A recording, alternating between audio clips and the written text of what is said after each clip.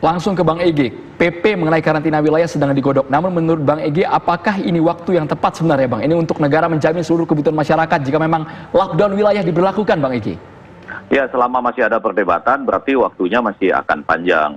Di soal istilah saja kita bisa berdebat, belum lagi sampai ada pikiran, walaupun saya tidak langsung membayangkan Indonesia akan seperti Amerika, di mana orang akan di lockdown lalu beli-beli senjata api dan lain-lain gitu ya.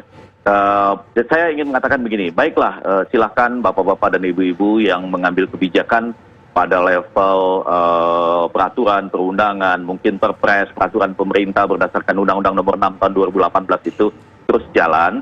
Tapi saya bersamaan dengan teman-teman guru besar FKUI tadi, saya juga menyampaikan semacam pesan WhatsApp, saya sudah sampaikan juga ke Prof. Mahfud MD, Menko Polhukam kita, bahwa pada saat yang bersamaan mungkin bisa kita mulai malam ini. Bahkan saya mohon maaf tadi saya seperti mendorong sebuah nama karena saya kagum dia mempunyai jaringan dan punya kemampuan untuk itu. Nanti bisa digabung dengan tenaga-tenaga yang sudah banyak bekerja di Posyandu.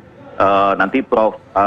Ari, Pak Dekan kita juga bisa menceritakan bahwa kita bisa mulai dari malam ini juga di RT-RT kita. Jadi dan komunitas-komunitas yang saya sebut dengan RT, di bawah RT itu kan mungkin ada kalau kita sebut sebagai champions atau orang-orang yang selama ini bekerja buat masyarakat, dan kalau komunitas-komunitas tentu kita bisa sebut komunitas tukang pacul, kuli bangunan, yang disebut oleh Prof. Mahfud tadi mungkin tidak punya rumah di RT itu, tapi komunitasnya tahu siapa dia.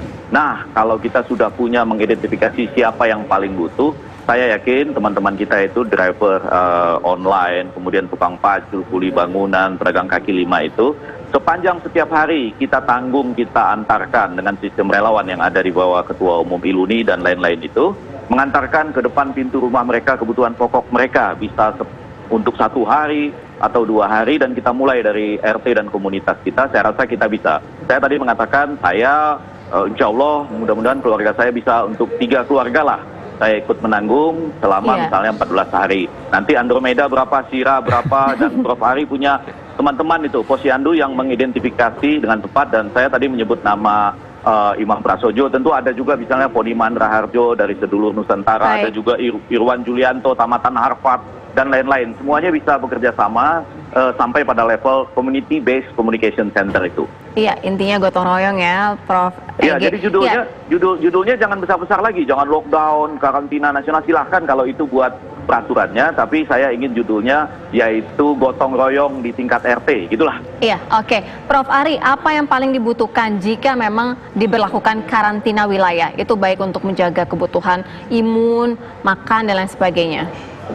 Iya, jadi terus terang aja memang bahwa kita kan ini, saya berbagai kesempatan bilang bahwa ini adalah kesempatan kita untuk bagaimana kita membangun kembali kesetiakawanan di antara kita. Saya ingat saya pernah di puskesmas dulu ya, bagaimana kader-kader kesehatan ya kita bisa buat itu puskesmas di tingkat RT, di tingkat RW, di tingkat kelurahan, ada kader-kader yang mengurusin tuh mana-mana bayi-bayi yang memang kurang gizi, kemudian dikunjungi oleh ibu-ibu. Nah itu kita gerakan aja lagi nanti, identifikasi. Tadi Bang Ege tadi udah bilang, kita ada RT RW, kita manfaatkan ke situ. Kader-kader Posyandu kita gerakan lagi, kita bisa identifikasi mana dari mereka itu yang memang kurang makan, ya artinya dalam arti kata ada kekurangan dibantu gitu. Disinilah gotong royong muncul. Karena sekali lagi kita juga malum mereka di jalan itu karena makan gitu loh.